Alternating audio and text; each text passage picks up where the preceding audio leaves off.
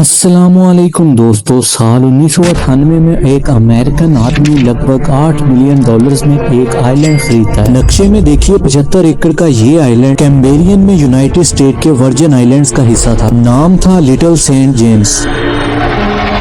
बाहर से दिखने से ये आइलैंड किसी जन्नत से कम नहीं था। बहुत सारी खूबसूरत बीचेस, ग्रीनरी और बीच में एक लग्जरी बंगला। चारों तरफ लग्जरी गेस्ट विलास थे जिसमें 2 बड़े स्विमिंग पूल, जिम और एक हेलीपैड भी था। लेकिन इसी जन्नत में छुपा हुआ था बहुत ही बड़ा काला सच।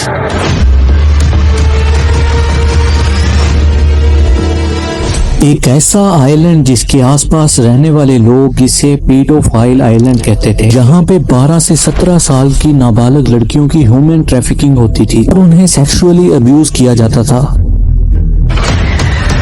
ये लड़कियां यहाँ से भाग भी नहीं सकती थी क्योंकि चारों तरफ समंदर था। एक बार एक 15 साल की लड़की ने तैरकर भागने की कोशिश की, लेकिन उसे पकड़ लिया गया और उसका पासपोर्ट कैप्चर कर लिया गया। सबसे हैरानी की बात यह है कि इस आइलैंड पर कौन कौन आया करता था। दुनिया भर के फेमस लोग, करोड़पति, बिलियनियर्स और फेमस सेलिब्रिटी। इनमें बहुत ही बड़े बड़े फेमस नाम शामिल हैं, जिनमें ब्रिटेन के prince Andrew, scientist Stephen Hawking, famous comedian Chris Tucker, न जाने कितने ही पॉलिटिशियन और बिलियनियर्स इस आइलैंड पे आए थे, जिनके लिए यहाँ पर पार्टीज ऑर्गेनाइज की जाती थी। लेकिन सवाल ये है कि इस आइलैंड का मालिक कौन था। इसका जवाब है एक नाम, जेफरी एप्स्टीन। जेफरी एक जमाने में ब्रुकलिन में बच्चों को मैथ पढ़ाता था। स्कूल टीचर था, लेकिन किस्मत ने एक ऐसा खेल खेला कि करियर में आगे चलकर अचानक अरबपतियों का फाइनेंशियल एडवाइजर बन गया। ये बंदा लगभग $60 करोड़ की रकम इकट्ठी करके एक मल्टी मिलीनियर बन जाता है। इसके दोस्तों में बिल क्लिंटन और डोनाल्ड ट्रंप से लेकर इजराइल के रह चुके प्राइम मिनिस्टर एहुद बाराक तक शामिल थे।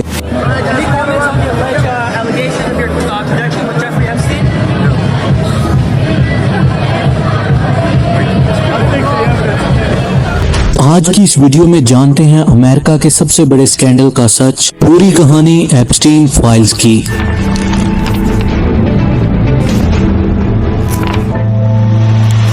एप्स्टीन आइलैंड में जो कुछ चल रहा था, जो कुछ हो रहा था, वो कई सालों तक तो छुपा रहा। लेकिन साल 2005 में एक छोटी सी पुलिस कंप्लेन इस केस का ट्रिगर बनी।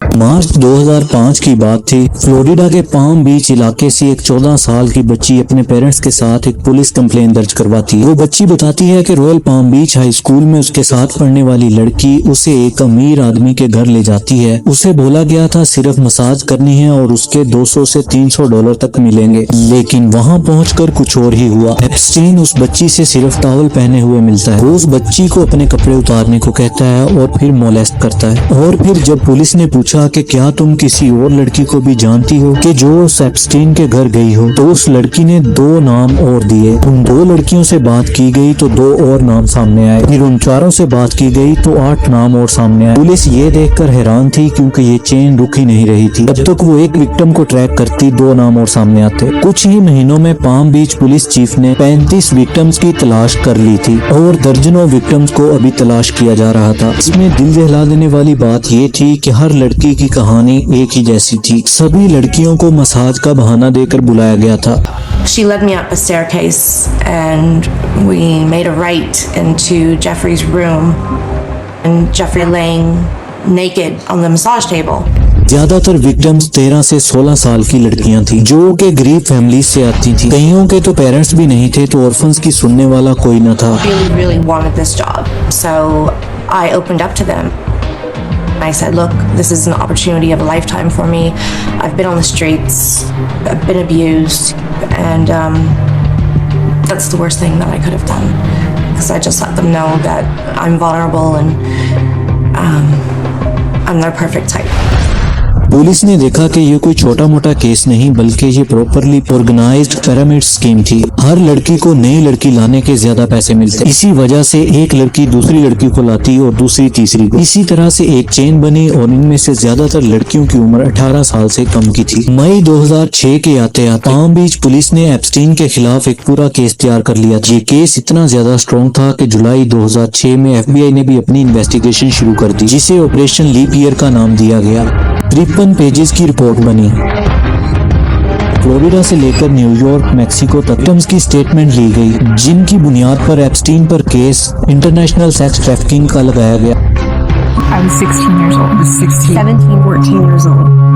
This is me. This was me. This is me when I met Jeffrey Epstein. This is me when I met Jeffrey Epstein. 36 नाबालिग विक्टिम, दर्जनों गवाह, FBI की इन्वेस्टिगेशन और इतने भारी चार्ज। जेफरी एप्स्टीन जैसे आदमी को तो सारी जिंदगी जेल में सड़ना चाहिए था, लेकिन सच बात तो ये है दोस्तों के पर्दे के पीछे कुछ और ही चल रहा था। मियामी के federal attorney Alexander Acosta Epstein के वकीलों के साथ एक सीक्रेट डील कर रहे थे। ये डील मानो कि एप्स्टीन को बचाने के लिए की जा रही हो। उसे बस प्रोस्टिट्यूशन के 2 छोटे मोटे चार्जेस को गिल्टी मानना था और बदले में उसे और उसके साथियों को बाकी सारे क्रिमिनल चार्जेस से इम्यूनिटी दे दी गई, यानी कि उस पर किसी और चार्जेस का केस नहीं चल सकता था। सबसे शॉकिंग बात यह थी कि इस डील को सील कर दिया गया था, यानी कि इस डील को कोई देख तक नहीं सकता था। विक्टिम्स तक, बेचारी लड़कियों को भी इसके बारे में नहीं बताया गया, जबकि अमेरिका में कानून के मुताबिक विक्टिम को ऐसी किसी भी डील के बारे में बताना मैंडेटरी होता है, लेकिन कोई कुछ न कर सका। 30 जून 2008 एप्स्टीन कोर्ट में पेश होता है और डील के मुताबिक 2 चार्जेस में गिल्टी मान लेता है, जिसके बाद उसे सिर्फ 18 महीने की कैद सुनाई जाती है। जी, सिर्फ 18 महीने। इस सजा के दौरान एप्स्टीन पाम बीच के काउंटी जेल के प्राइवेट विंग में रखा गया। उसे हफ्ते में 6 दिन 12-12 घंटे अपने लग्जरी ऑफिस जाने की इजाजत दी गई। ये इस तरह की 5 स्टार जेल थी कि एप्स्टीन रात को बस सोने के लिए वहां जाता था, और इस सब के बावजूद भी एप्स्टीन को सजा पूरी होने से 5 महीने पहले जुलाई 2009 में इसे जेल से रिहा कर दिया जाता है। और ये सब कुछ पॉसिबल हुआ उस डील की वजह से, एप्स्टीन को डील दिलवाने वाले अलेक्जेंडर अकोस्टा की वजह से। अब आप जरा कहानी में ट्विस्ट देखिए। यही अलेक्जेंडर अकोस्टा बाद में जाकर एप्स्टीन के पुराने दोस्त डोनाल्ड ट्रंप की पहली हुकूमत में सेक्रेटरी ऑफ लेबर बन जाते हैं। Or Secretary of the Department of Labor will be Mr. Alex. अगले कई सालों तक एप्स्टीन अपनी जिंदगी नॉर्मली जीता रहता है, उसे कुछ नहीं होता। वो अपने प्राइवेट जेट्स में घूमता है, आइलैंड पर कई लेविश पार्टीज ऑर्गेनाइज करता है और पावरफुल लोगों से मिलता है। हमारी कहानी यहाँ पर खत्म हो जाती है। एप्स्टीन बच के भाग निकलता है, लेकिन दुनिया के एक कोने में एक अकेली औरत, 2 के जर्नलिस्ट, और उसने ठान ली थी कि एप्स्टीन बचकर कहीं नहीं जाने देगी, जिसका नाम था जूली नाइब ब्राउन। ये एक इन्वेस्टिगेटर रिपोर्टर थी, वो के मियामी हेराल्ड अखबार के लिए काम करती थी। 2009 में एप्स्टीन को रिहा करने के बाद ये उस केस को फॉलो करती रहती हैं। मैडम जूली सालों तक इस केस पर स्टडी करने के बाद नवंबर 2018 में ये अपनी रिपोर्ट को पब्लिश कर देती हैं। 1 नहीं 2 नहीं बल्कि पूरी सीरीज ऑफ रिपोर्ट एप्स्टीन के जुराइम पर और कैसे सिस्टम ने एप्स्टीन को बचाया। जूली नाइब ब्राउन ने इसे परवर्जन ऑफ जस्टिस का नाम दिया। मीडिया में ये रिपोर्ट्स एक नया धमाका ले आती हैं। पब्लिक का गुस्सा जाग उठता है। एप्स्टीन के खिलाफ फिर से इन्वेस्टिगेशन की मांग उठने लगती है, और इसी प्रेशर के चलते न्यूयॉर्क में एप्स्टीन के खिलाफ एक बार फिर से इन्वेस्टिगेशन शुरू हो जाती है। जूली ने अपनी रिपोर्ट्स में 80 से ज्यादा पोटेंशियल विक्टिम आइडेंटिफाई किए थे। अपनी रिपोर्ट में उन्होंने 8 का इंटरव्यू लिया और उन्हें सबमिट किया। सारे सबूत बहुत क्लियर थे, इसीलिए जुलाई 2019 में एप्स्टीन को एक बार फिर से अरेस्ट कर लिया जाता है, और इस बार सीधा सेक्स ट्रैफिकिंग के चार्जेस लगे, जिनमें 45 साल की सजा तक हो सकती थी। और तभी आता है अचानक हमारी कहानी में सबसे बड़ा ट्विस्ट। 10 अगस्त 2019 एप्स्टीन जेल में मुर्दा पाया जाता है। That disgraced financier Jeffrey Epstein is dead. Epstein took his own life while he was behind bars facing charges of sex trafficking. Officially दुनिया को ये दिखाया जाता है कि एप्स्टीन ने एक बेडशीट की मदद से खुद की जान ले ली प्रिजन सेल के अंदर, लेकिन यहाँ पर हालात ऐसे थे कि कई सारे सवाल खड़े हुए। असल में बात दरअसल ये है कि एप्स्टीन उस रात अपने सेल में अकेला था, उसके साथ और कोई कैदी नहीं था, और इत्तेफाक देखें कि उस रात जेल के सारे कैमरास भी बंद थे। कोई टेक्निकल प्रॉब्लम थी, इसलिए इसका कोई वीडियो फुटेज भी मौजूद नहीं है जो दिखाता हो कि एप्स्टीन ने ये खुद किया हो। इसी वजह से कई कॉन्स्पिरेसी थ्योरी फैलने लगी कि एप्स्टीन ने ये खुद नहीं किया बल्कि उसका मर्डर किया गया है। The video was released by the Department of Justice to prove that no one entered Epstein's cell before he was found dead, and that he really did take his own life. But it's only fueling more conspiracy theories. सवाल की बात यह है कि इन सभी theories को फैलाने वाले सबसे ज्यादा थे डोनाल्ड ट्रंप के सपोर्टर। कुछ टाइम बाद ट्रंप भी एक ट्वीट को रीट्वीट करते हैं, जिसमें ये लिखा था कि एप्स्टीन ने सुसाइड नहीं की, बल्कि उसके पास बिल क्लिंटन से जुड़ी हुई सीक्रेट इंफॉर्मेशन थी, इसीलिए बिल क्लिंटन ने ही उसका मर्डर करवा दिया। ट्रंप के सपोर्टर्स के बीच Epstein did not kill himself एक बड़ा पॉपुलर स्लोगन बन गया। 2024 के प्रेसिडेंशियल इलेक्शन से पहले डोनाल्ड ट्रंप इस चीज को एक बड़ा मुद्दा बनाते हैं। ट्रंप वादा करते हैं कि प्रेसिडेंट बनते ही वो एप्स्टीन की सारी फाइल्स को पब्लिक कर देंगे। बार बार जब भी इंटरव्यूज में उनसे पूछा जाता क्या आप एप्स्टीन फाइल्स को डिक्लासिफाई करेंगे, तो उनका जवाब हमेशा यही होता, हाँ बिल्कुल मैं करूँगा। Classify the Epstein files. Yeah, I would. जनवरी 2025 में ट्रंप इलेक्शन जीते और एक बार फिर से प्रेसिडेंट बन जाते हैं और अब सबको इंतजार था कि एप्स्टीन फाइल कब रिलीज होंगी। ट्रंप के सपोर्टर्स खास तौर पर इस बात को लेकर ज्यादा एक्साइटेड थे, लेकिन जुलाई 2025 में ट्रंप हुकूमत के जस्टिस डिपार्टमेंट ने अनाउंस किया कि एप्स्टीन के क्लाइंट की कोई लिस्ट एग्जिस्ट करती ही नहीं और इससे ये बात क्लियर हो जाती है कि अब कोई फाइल रिलीज नहीं होगी। फिर ट्रंप ने खुद ही यूटर्न ले लिया और एप्स्टीन फाइल को एक बोरिंग मुद्दा बोलने लगे। उनका कहना था कि ये तो डेमोक्रेट्स पार्टीज का हुक्स है जो कि कभी खत्म नहीं होगा। It's pretty boring stuff. Democrat hoax that never ends. Trump ने कहा कि एफबीआई को वोटर फ्रॉड जैसे जरूरी मुद्दों पर फोकस करना चाहिए और एप्स्टीन जैसे मुद्दे पर अपना टाइम और एनर्जी वेस्ट नहीं करनी चाहिए। चल झूठा।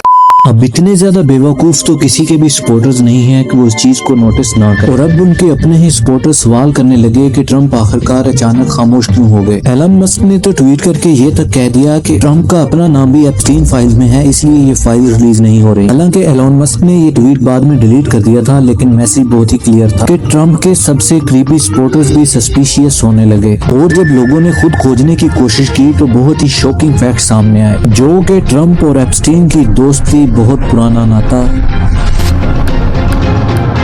न्यूयॉर्क टाइम्स के मुताबिक एप्स्टीन और ट्रंप लगभग 20 सालों तक बेस्ट फ्रेंड्स रहे। साल 1980 में इसकी शुरुआत हुई और 90s के आते आते इन दोनों की दोस्ती इतनी ज्यादा गहरी हो गई कि एक दूसरे के बंगलों में, ऑफिसेज में, ट्रंप के प्लाजा होटल में और कैसीनोज में एक साथ काफी वक्त गुजारने लगे। लगभग हर पार्टी में ट्रंप एप्स्टीन के साथ दिखते थे।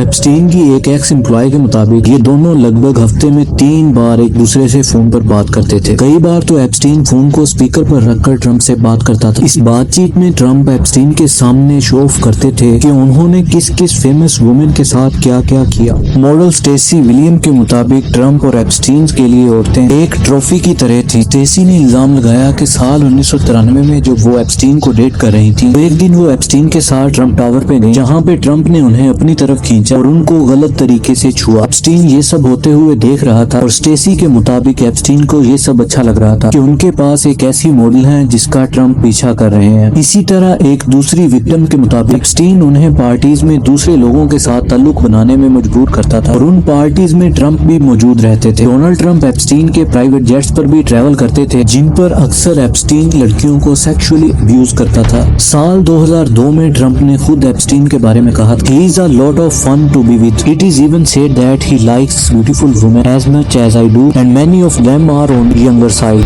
यानी कि ट्रंप को पता था कि एप्स्टीन को यंगर वुमेन पसंद है। डोनाल्ड ट्रंप ने अपनी किताब Trump the art of the comeback में एक नोट भी साइन किया था, To Jeff you are the greatest। इसी दोस्ती की वजह से कॉन्स्पिरेसी थ्योरी सामने आने लगी कि कहीं डोनाल्ड ट्रंप भी इसमें शामिल तो नहीं है कि एप्स्टीन फाइल में कोई डैमेजिंग डिटेल है और इसी वजह से वो सारी फाइल्स को पब्लिक नहीं करना चाह रहे। इन सब चीजों के चलते हुए लोगों में अफवाहें फैलने लगी। इन्हीं कॉन्स्पिरेसी थ्योरीज की वजह से लोगों का प्रेशर इतना ज्यादा बढ़ गया कि नवंबर 2025 यूएस कांग्रेस में एक बिल लाया गया जिसमें लिखा था कि जस्टिस डिपार्टमेंट को 30 दिन के अंदर अंदर एप्स्टीन फाइल्स को रिलीज करना होगा। और जब पार्लियामेंट में इस चीज को लेकर वोटिंग हुई तो एक बहुत ही ज्यादा रेयर मूवमेंट देखने को मिला। यहाँ पर रिपब्लिक पार्टी और डेमोक्रेटिक पार्टी दोनों के पॉलिटिशियंस ने साथ में मिलकर इस बिल को सपोर्ट किया। यहाँ पाकिस्तान के कंपैरिजन में अमेरिका में एक बड़ा डिफरेंस देखने को मिलता है। अमेरिकन पार्लियामेंट जिसे यूएस कांग्रेस कहा जाता है, उनके मेंबर जिसे चाहे वोट कर सकते हैं। यहाँ पर कोई भी पॉलिटिकल पार्टी फोर्स नहीं कर सकती, इसीलिए ट्रंप के ना चाहते हुए भी ये बिल पास हो जाता है और 19 नवंबर 2025 को मजबूरन ट्रंप को इस बिल पर साइन करना पड़ता है। ट्रंप के सपोर्टर्स बहुत ही ज्यादा एक्साइटेड थे कि फाइनली बिल क्लिंटन एक्सपोज होंगे। सालों से जो कंस्पिरेसी थ्योरीज चल रही अब उनका सबूत मिल जाएगा। लेकिन जब ये 19 दिसंबर का दिन आया तो जस्टिस डिपार्टमेंट ने सिर्फ कुछ हजार फाइल्स ही रिलीज की। फिर 23 दिसंबर को 30,000 और और डॉक्यूमेंट्स रिलीज किए जाते हैं, लेकिन ये सारे डॉक्यूमेंट्स बहुत ही ज्यादा हैवीली रिडैक्टेड, यानी कि इनमें आधी से ज्यादा चीजें छुपाई गई थी ब्लैक मार्कर का इस्तेमाल करके। समझ पाना आसान नहीं था कि क्या लिखा है इन फाइल्स में, लेकिन फिर भी जब लोगों ने इन्हें डिटेल में पढ़ा तो इन फाइल्स में जो निकला वो क्लिंटन के खिलाफ कम और डोनाल्ड ट्रंप के खिलाफ ज्यादा था। बार बार एप्स्टीन फाइल्स में डोनाल्ड ट्रंप का नाम सामने आया। एक ईमेल के मुताबिक ट्रंप ने एप्स्टीन के जेट्स 8 बार फ्लाई किया। जी हाँ, ये वही ट्रंप हैं जिन्होंने कभी कहा था कि वो एप्स्टीन के जेट्स में कभी नहीं बैठे। एक रिपोर्टर को भेजे गए दूसरे ईमेल में एप्स्टीन ने लिखा था ट्रंप को लड़कियों के बारे में पता था, इसलिए उन्होंने ये सब मैक्सवेल से बंद करने का कहा था। यानी कि एप्स्टीन के मुताबिक ट्रंप जानते थे कि क्या हो रहा है, फिर भी ट्रंप चुप रहे, पुलिस को नहीं बताया कि क्या हो रहा है। नए खुलासे तो और भी ज्यादा हैरान कर देने वाले हैं। FBI को आया एक कॉल। ये कॉल एक लेमोजिन ड्राइवर ने 2020 के प्रेसिडेंशियल इलेक्शन से ठीक पहले 27 अक्टूबर 2020 को किया था। इस ड्राइवर ने FBI को बताया साल 1995 में जब वो ट्रंप को टेक्सास एयरपोर्ट पर ले जा रहा था, ट्रंप जेफरी करते हुए किसी लड़की को अब्यूज करने की बात कर रहे थे। रिकॉर्ड के मुताबिक 4 साल बाद साल 1999 में ड्राइवर ने जब ये बात एक औरत को बताई तो औरत एकदम से चुप हो गई। फिर उसने कहा कि ट्रंप और एप्स्टीन ने मेरा रेप किया था। लड़की ने ड्राइवर को बताया कि कोई लड़की उसे फैंसी होटल या फैंसी बिल्डिंग में लेकर गई थी जहां पे उसका रेप किया गया। उसके अलावा इन एप्स्टीन फाइल्स में एक और डॉक्यूमेंट था। एक लेटर था जिसपे जे एप्स्टीन साइन। ये letter serial child molester Larry Nassar को लिखा गया। इसमें लिखा था कि हम में एक चीज कॉमन है, यंग लेडीज के लिए हमारा प्यार। हमारे प्रेसिडेंट भी हमारी तरह यंग गर्ल्स को प्यार करते हैं,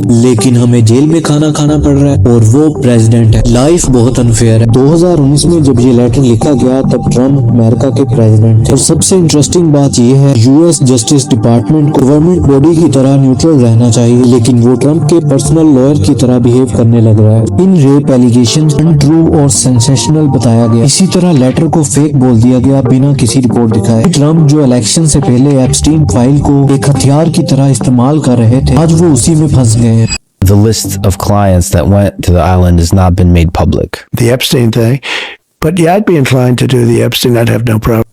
जो कंस्पिरेसी थ्योरीज उनके सपोर्टर्स फैला रहे थे अब वो उन पर ही भारी पड़ रही हैं। लेकिन इस पूरी कहानी में एक और बड़ा ट्विस्ट है दोस्तों। अभी तक सारी एप्स्टीन फाइल्स रिलीज नहीं हुई हैं। 10 लाख से भी ज्यादा डॉक्यूमेंट्स बचे हुए हैं जो कि अभी तक पब्लिक नहीं हुए हैं। जस्टिस डिपार्टमेंट का कहना है कि इनमें अभी रिडक्शंस किए जा रहे हैं। इसमें अभी कुछ हफ्तों का वक्त लग सकता है और जो डॉक्यूमेंट्स पब्लिक हुए हैं उनमें भी बहुत ज्यादा रिडक्शंस किए गए हैं। जगह पर काला मार्कर लगाया गया है, बहुत सारे नामों को छुपाया गया है, कई पेजेस में आधी लाइंस को ब्लैक मार्कर से ढका हुआ है। इन जस्टिस डिपार्टमेंट ने कई जगहों पर ये रिडक्शन भी अच्छे से नहीं की है। बहुत सारी ऐसी फाइल्स हैं जिनमें रिडक्शंस किए गए अल्फाजों को फोटोशॉप जैसे सिंपल हैक की मदद से देखा जा सकता है। डॉक्यूमेंट्स में तो इनकी भी जरूरत नहीं है क्योंकि वो तो कॉपी करके एक जगह से दूसरी जगह पेस्ट करने पर ही दिखाई दे रहे हैं। सबसे इम्पोर्टेंट सवाल की और क्या छिपा हुआ है इन फाइल्स में। दावा किया जाता है कि एप्स्टीन के खिलाफ पावरफुल लोगों के खिलाफ सबूत थे और उसके आइलैंड पर कौन कौन आया उसकी पूरी लिस्ट भी थी।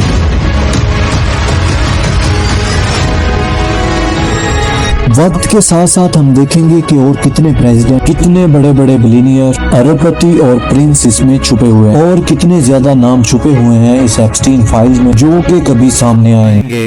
उम्मीद करता हूँ आपको वीडियो इंटरेस्टिंग और इन्फॉर्मेटिव लगी होगी। इसी के साथ मुझे दीजिए इजाजत। Good bye.